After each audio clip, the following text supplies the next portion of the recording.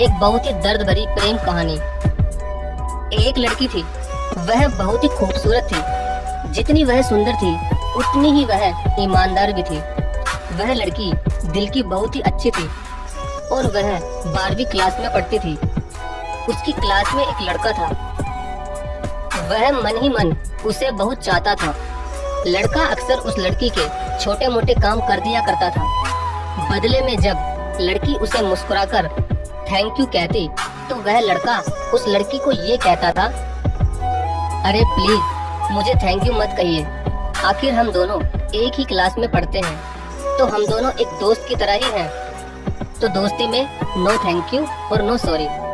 तब लड़की मन ही मन में सोचती है, अरे वाह, इसने तो बातों ही बातों में मुझसे दोस्ती भी कर ली। लेकिन उस लड़की को उसकी बातें बहुत अच्छी लगती थी और शायद उसके जीवन में पहली बार उसकी एक लड़के से दोस्ती हुई थी। और उनकी दोस्ती इतनी आगे बढ़ गई थी कि उन्होंने 12वीं पास करके एक ही कॉलेज में एक साथ ही एडमिशन ले लिया। एक दिन की बात है, लड़का और लड़की दोनों ही एक साथ कॉलेज से घर जा रहे थे। उनका घर कॉलेज से बहुत दूर था, तो वो दोनों ही बातें करते करते अपने घर पैदल ही जा रहे थे। शायद दोनों को ही एक दूसरे से बेपनाह प्यार हो चुका था। तभी अचानक रास्ते में ही जोरदार बारिश होने लगी और दोनों को ही एक पेड़ के नीचे रुकना पड़ा। पेड़ बहुत बड़ा था, इसलिए बारिश की बूंदें छन छन कर उन दोनों के ऊपर गिर रही थी और उनके सारे कपड़े पूरी तरह से भीग चुके थे। और वो दोनों ही एक दूसरे की बिल्कुल सटकर ही खड़े हुए थे। अब लड़के से बिल्कुल भी रहा नहीं जा रहा था और लड़की भी इतनी उतावली हो रही थी कि जैसे उस लड़के का ही कुछ कहने का इंतजार कर रही हो। तभी अचानक लड़का अपने आप पर काबू न रख सका। उसने लड़की को प्रपोज कर ही दिया। लड़की भी मन ही मन उसे बेहद प्यार करती थी, इसलिए उसने उस लड़के को हाँ कह दिया। और तभी वो दोनों ही उस भरी बरसात में एक दूसरे की बाहों में ऐसे लिपट गए कि जैसे वो दोनों जन्म जन्म से एक दूसरे का ही इंतजार कर रहे हों। और शाम तक वो दोनों ही वहीं खड़े खड़े प्यार प्रेम की बातें करते रहे। एक बार की बात है, वो लड़की उस लड़के का उसी पेड़ के नीचे इंतजार कर रही थी, मगर लड़के को आने में बहुत देर हो गई। तभी लड़की उससे बहुत नाराज होकर कहती है कि तुम्हें आने में इतनी देर क्यों हो गई?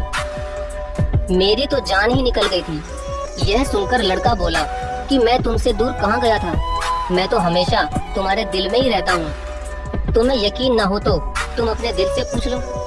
लड़के की इस प्यारी सी बात को सुनकर लड़की अपना सारा गुस्सा भूल गई और वह दौड़कर लड़के की बाहों में लिपट गई। एक दिन दोनों ही उस पेड़ के नीचे बैठकर बातें कर रहे थे। लड़की पेड़ के सहारे बैठी हुई थी और लड़का उसकी गोद में सर रखकर लेटा हुआ था।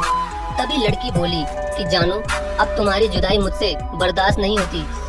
तुम्हारे बिना एक पल भी मुझे 100 साल के बराबर लगता है। अब तुम मुझसे जल्दी ही शादी कर लो, वरना किसी दिन मैं तुम्हारा इंतजार करते करते इस पेड़ के नीचे ही मर जाऊंगी।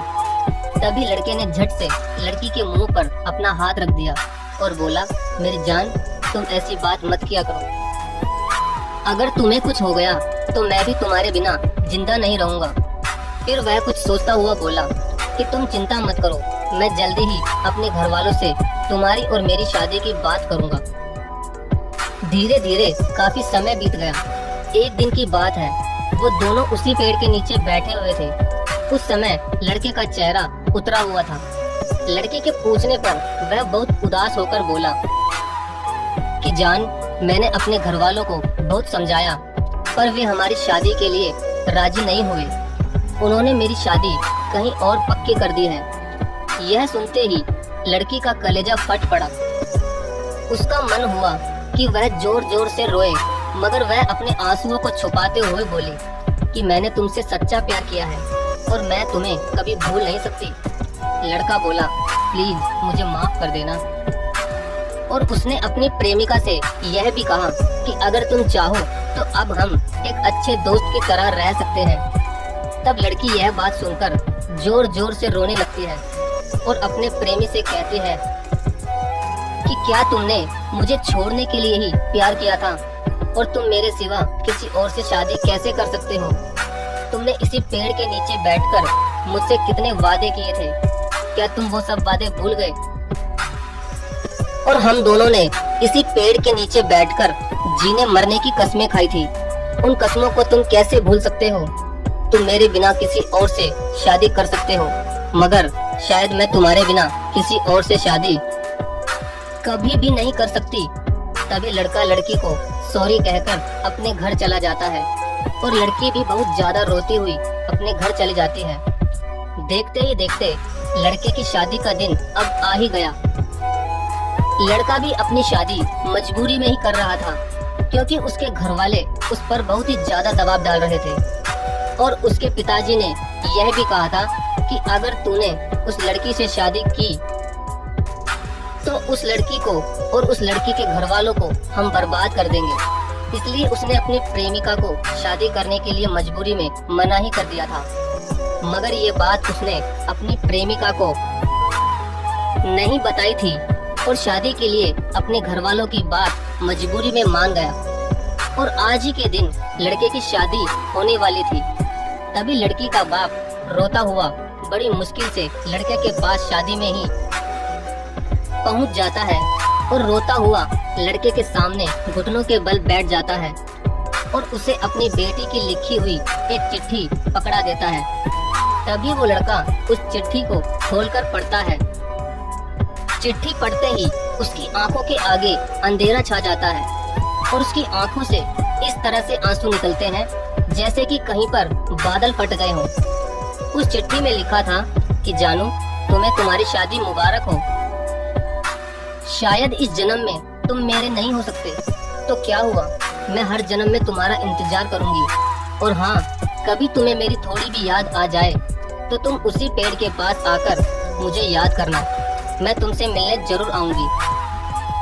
मुझे माफ कर देना जानू, अब तुम्हारे बिना मैं इस दुनिया में एक पल भी नहीं रह सकती। इसलिए उस पेड़ के पीछे वाले खाई में कूदकर मैं अपनी जान दे रही हूँ। तभी वो चिट्ठी पढ़कर उसका प्रेमी आंखों में आंसू लिए उसी पेड़ के पास भागता हुआ चला गया। और जब वो वहाँ पर पहुँचा तो उस पेड़ के पीछे वाली खाई के पास लोगों की बहुत ही भीड़ लगी हुई थी। मगर अचानक ही उसके प्रेमी ने भी ये कहकर उस खाई में छलांग लगा दी कि जानू रुको, मैं भी आ रहा हूँ तुम्हारे पास। और ये कहकर वो भी उसी खाई में कूद गया। ये देखकर वहाँ खड़े सभी लोग हक्के बक्के रह गए। तभी लड़के और लड़की के माता पिता भी वहाँ पर पहुँच जाते हैं और लड़के के खाई में कूदने की खबर सुनते ही उसके घर वाले बहुत ज्यादा रोते हैं और उन्हें बहुत ज्यादा पछतावा होता है कि ये सब हमारी ही वजह से हुआ है। काश हम अपने बेटे की शादी उसकी प्रेमिका से करवा देते तो ऐसा कभी नहीं होता। ये कहते हुए वो सब बहुत ज्यादा फूट फूट कर रोने लगते हैं। तो दोस्तों, प्यार तो सभी को एक ना एक दिन होता ही है, फिर चाहे वो पुराने ही जमाने के क्यों ना हो। लेकिन वो लोग भी अपने ही बच्चों का प्यार क्यों समझ नहीं पाते। दोस्तों, अपने बच्चों के प्यार को समझो, उनकी आप पूरी बात सुनो, तभी कोई फैसला करो। क्योंकि दोस्तों, आपके बच्चे ही आपकी शान और आपकी जान है।